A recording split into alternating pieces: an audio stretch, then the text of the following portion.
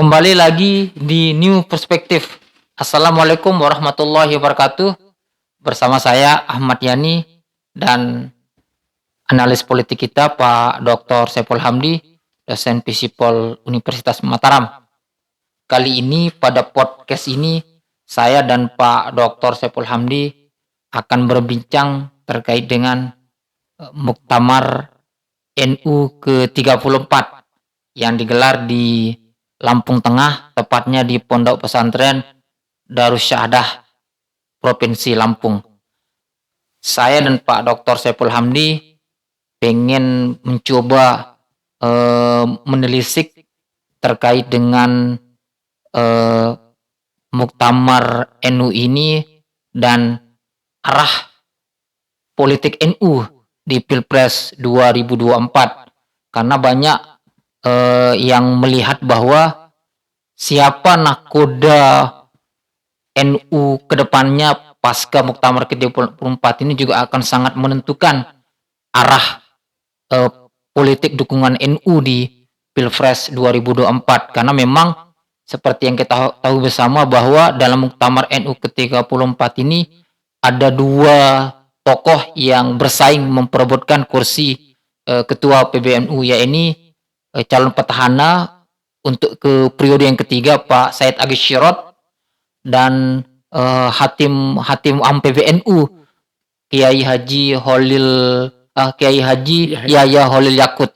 Nah, dalam dua tokoh ini pun mengusung diskursus narasi yang berbeda terkait dengan politik NU di Pilpres 2024. Kalau Pak Kiai Agil Sirot mendorong supaya kader-kader NU itu lebih maju lagi dalam politik. Artinya kader-kader NU ini harus mengisi ruang-ruang pemerintahan. Dengan begitu bahwa kader-kader NU bisa memberikan kemaslahatan yang lebih besar lagi, bahkan termasuk mendorong kader-kader NU untuk maju di kontestasi Pilpres 2024 seperti Pilpres 2019 dengan NU mendorong mantan ketua PBNU Pak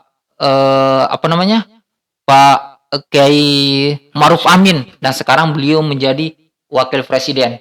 Nah, berbeda dengan kandidat lainnya Pak Kiai Yahya Holil Yakut. Kalau beliau menghendaki bahwa NU tidak diseret-seret dalam politik praktis, terutama terkait dengan Pilpres 2024, tetapi dia pengen menempatkan NU ini sebagai pilar kebangsaan.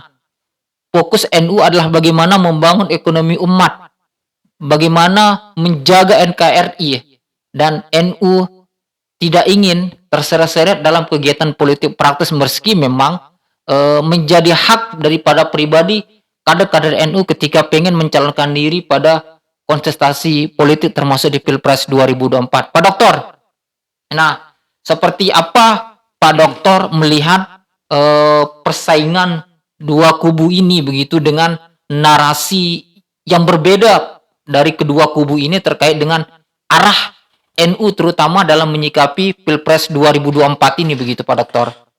Ya, terima kasih banyak Mas Yani. Ini kita bicara Nahdlatul Ulama ya, salah satu ormas terbesar di Indonesia yang punya basis massa tradisional. Tentu Mas Yani, kehadiran NU menjadi sorotan penting ya sejak Gus Dur dulu terpilih menjadi Presiden Republik Indonesia menggantikan Habibie. Kemudian kemarin juga dalam kontestasi pemilu 2019 Jokowi kemudian menggandeng Kiai Ma'ruf Amin menjadi calon wakil presiden dan terpilih. Dan tentunya kita tahu bahwa Kiai Ma'ruf adalah Dewan Syuro PBNU pada waktu itu. Nah, Mas Yani, begini, bahwa kehadiran NU ini sangat penting. Ini perlu kita catat bahwa keterbelahan Indonesia pasca terjadinya persaingan dalam kontestasi demokrasi, munculnya politik-politik identitas, kemudian pengatasnamaan agama oleh kelompok-kelompok tertentu, kemudian mendorong NU juga terlibat di sini. Artinya bahwa NU ingin berada di tengah-tengah, menjadi gawang dari NKRI dan mempertahankan Pancasila. Dari rongrongan misalkan adanya isu khilafah, ideologi-ideologi luar yang mengancam NKRI. Nah, saya melihat bahwa kontestasi ini tentunya kemudian menjadi pertimbangan tersendiri bagi jamaah Nahdien, apakah kemudian tetap mempertahankan Kiai Akil Siraj ataupun memilih ketua umum yang baru, yaitu Kiai Yahya Khalil Stakuf. Tentu tadi yang Mas Yani jelaskan bahwa ada dua perdebatan, ada dua mazhab NU di sini yang kemudian satu ingin menghendaki NU tetap berperan di pemerintahan, kemudian Yahya Stakuf lebih pada bagaimana NU tidak terlibat di dunia politik. Saya kira ini Mas Yani tentu menjadi ruang yang sangat dinamis ya kalau di NU ini. Kita tahu bahwa Gus Dur kenapa kemudian beliau menciptakan PKB ini sebagai ruang politik teman-teman NU supaya ada keterpisahan di sini. Tetapi situasi sosial, situasi politik yang kadang-kadang banyak sekali muncul hoax, berita-berita yang tidak benar ya, dengan politik identitas yang ada, kemudian membawa NU juga terjebak di sini. Artinya bahwa NU memainkan peran. Nah, persaingan ini tentu Mas Yani ada plus minusnya. Ketika ya. Kiai Said kemudian tentunya memiliki kanser lebih besar karena beliau menjadi incumbent dibanding kemudian Kiai Yahya. Tentu ada juga suara-suara yang menginginkan bahwa NU butuh regenerasi. Jadi kita tahu Pak Kiai Said sudah masuk di periode ketiga. Masuk ketiga. Kemudian pendukung-pendukung Kiai Yahya ingin mendorong ada regenerasi di NU sendiri. Ya. Nah, Bang, terkait dengan tarik-menarik kepentingan di Pilpres ini kan kita tahu sendiri sebagai ormas dengan jamaah terbesar di Indonesia ini tentunya kan kalau kita bicara dukungan NU ini cukup seksi gitu Bang.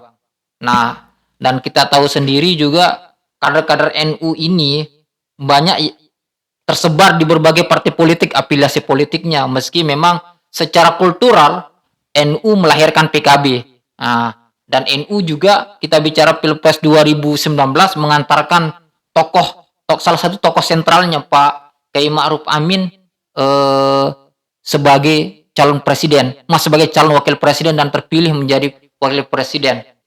Nah, kalau dari pandangan Abang, seperti apa nanti tantangan-tantangan politik yang akan mungkin dihadapi oleh NU sendiri di Pilpres 2004? Karena memang seperti yang menjadi kekhawatirannya salah satu kandidat ketua PBNU ya ini Pak Yahya Stakuf adalah kenapa beliau tidak ingin NU ini diseret-seret ke arah politik praktis, karena dia tidak ingin NU ini terjebak dalam politik identitas yang cenderung justru itu akan menimbulkan perpecahan di antara kita sebagai anak bangsa. Tetapi NU harus menjadi pilar bagaimana pemersatu dan menjaga NKRI ini nih Bang. Ya, seperti apa melihatnya begitu. Saya melihat dua kelompok yang sedang bersaing ini tentu menjual wacana-wacana ataupun semacam kebijakan lah ke depannya. Kemana kemudian NU ini dibawa. Tentu kalau kita bicara idealnya Mas Yani kan NU ini tidak berafiliasi kepada partai politik manapun. Jadi secara hitoh ya mereka bergerak di kemanusiaan, kemudian di pendidikan, dakwah, ekonomi. Nah ini yang kemudian menjadi saya kira menjadi rumah besar NU di sini. Tetapi kena situasi sosial yang kadang-kadang membuat NU harus bergerak. Kalau kita lihat kemarin bagaimana kemudian ancaman aksi 212, permainan politik identitas oleh para habaib misalkan yang di bawah bendera FPI, lalu kemudian menarik NU di sini untuk memasangkan calonnya juga salah satu tokohnya. Kita tahu bagaimana kemudian Mahfud MD pada waktu itu memprotes ketua umum ya karena beliau dianggap NU yang bukan struktural. Walaupun beliau pernah menjabat di beberapa organisasi di NU, terutama di organisasi cabang. Nah, yang ingin saya tekankan di sini Mas Yani bahwa tentu tantangan NU ke depannya ini memang lebih berat ya, lebih berat karena pasti politik identitas ini saya kira tidak akan jauh dari Indonesia pasti. dalam 5 ataupun 10 tahun ke depan. Apalagi misalkan ada satu tokoh yang didukung oleh kelompok-kelompok yang getol ya memainkan politik identitas, ini sangat berbahaya menurut saya bagi ancaman NKRI. Oleh karena itu, meskipun NU katakanlah ya idealnya tidak terlibat di dalam politik praktis karena mereka bukan partai politik, tetapi setidaknya ya NU tidak boleh absen begitu. Ini menurut saya Mas Ani, di NU tidak boleh absen dalam memberikan advice, memberikan nasihat ya, masukan kepada pemerintah. Tidak harus memang NU dalam garis struktural masuk di ranah politik. Ya karena nanti pasti akan menimbulkan gesekan terhadap Muhammadiyah, kemudian ormas-ormas yang lainnya. Ya tentunya di sini mungkin yang penting dilakukan oleh NU adalah menjadi penjaga bangsa, menjaga persatuan. Mereka tetap memberikan kontribusi terhadap pemerintahan, tetapi tidak harus terlibat di politik praktis. Nah, kalau kecenderungannya Abang begitu dari analisanya Abang dari dua narasi yang bertarung memperebutkan kursi ketua PBNU ini, kira-kira mana yang lebih kuat begitu, mana yang lebih mungkin akan terpilih dan termasuk mungkin kubu mana yang kira-kira memperoleh dukungan dari pemerintah, karena ini penting juga kan, pemerintah juga pasti punya agenda bagaimana bagaimana memposisikan NU ini menjadi mitra yang enak untuk diajak berkomunikasi, karena bagaimanapun kan NU ini adalah ormas dengan jamaah terbesar di Indonesia. Tentu pemerintah punya kepentingan di situ begitu, Bang. Ya, memang Mas Ani agak unik ya ketika kita di era reformasi ya, pasca reformasi banyak sekali perubahan-perubahan sistem politik kita, ada pemilihan langsung yang kemudian di sini menarik banyak sekali ormas-ormas maupun kelompok-kelompok civil society terlibat di dalamnya, termasuk NU. Jadi sulit memang NU untuk mengatakan tidak ketika ada kontestasi politik. Ada godaan politik gitu. Ada ya, artinya bahwa ini bukan jadi rahasia umum Mas Ani, bahwa pemerintahan kalau misalkan ya kalau tidak diisi oleh orang-orang yang baik ya pasti kemudian ini menjadi ancaman juga buat negara kita begitu.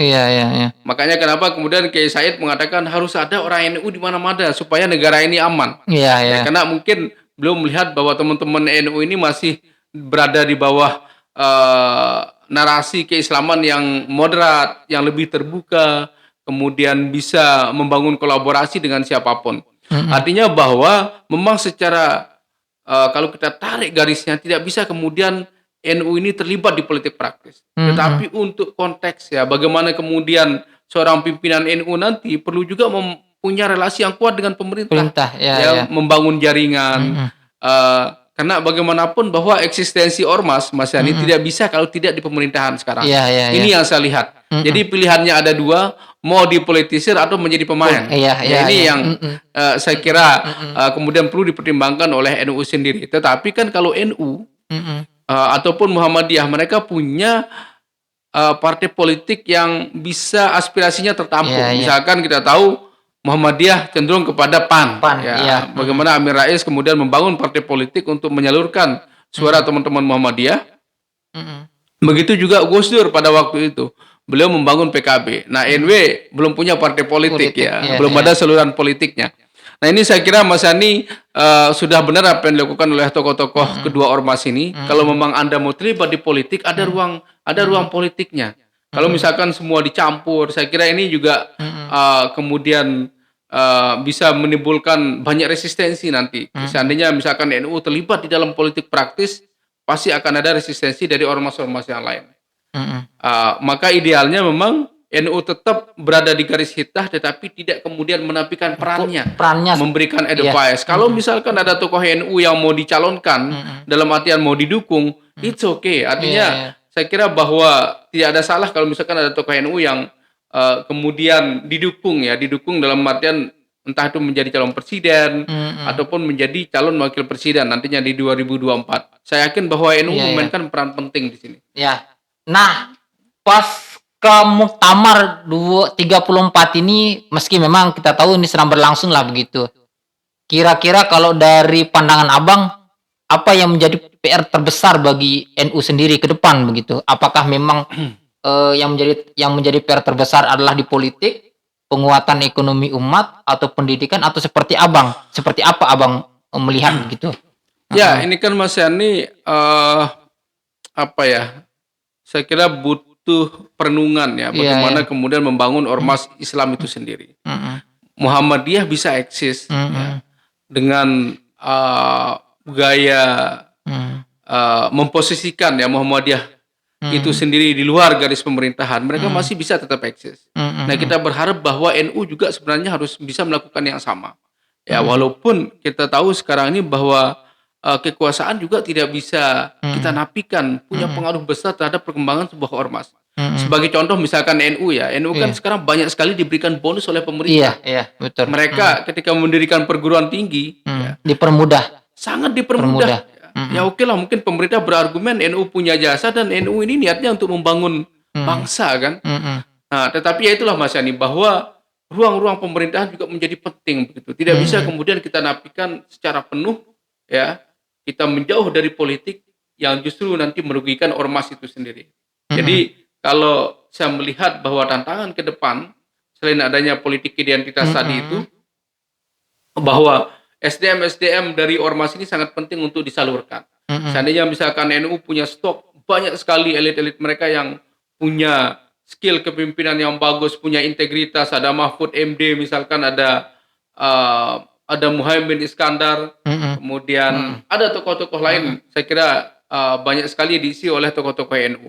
Nah, ini yang mungkin perlu dipertahankan Mas Ani kalau saya lihat. Nah, pertanyaan terakhir saya Bang, terkait dengan Pilpres 2024, seperti Abang katakan, NU ini punya banyak kader yang mumpuni lah, punya banyak kader yang menjadi pimpinan partai politik. Artinya ketika mereka mencalonkan diri di kontestasi Pilpres tidak terlalu sulit karena mereka punya kendaraan.